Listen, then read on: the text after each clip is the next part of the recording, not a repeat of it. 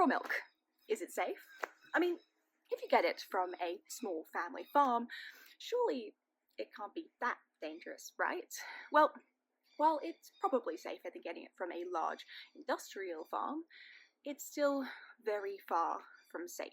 Studies have found that up to a third of milk samples contain disease-causing organisms, even ones taken from healthy cows or high-quality milk. While some of this can definitely be explained by the cow itself being infected by something, it's far from the only reason. I mean, have you been to a farm before? They're far from the cleanest of places. Fecal contamination happens far more than you or I would like to think about. And, well, it can be hard to avoid, especially when one mistake can lead to some very nasty things in your raw milk. These bugs include things like staph, E. coli, listeria, and salmonella.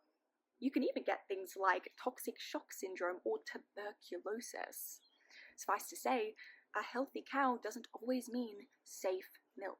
But some people drink raw milk and are perfectly fine, right? Well, yeah, not everyone gets sick from the same stuff. But just because they didn't get sick doesn't mean that you won't get sick. Also, very unfortunately, children are at much greater risk of getting sick from things like raw milk, yet they're the ones who have the least choice in consuming it. I guess this means we have to have pasteurized milk then. But doesn't pasteurization just suck all the good stuff out of milk? Well, no. Pasteurization, despite sounding a bit sciencey, is quite literally just heating milk up to a specific temperature and keeping it there to kill off any sort of bacteria that might be inside, or other disease-causing organisms. A similar thing as boiling milk on the stove.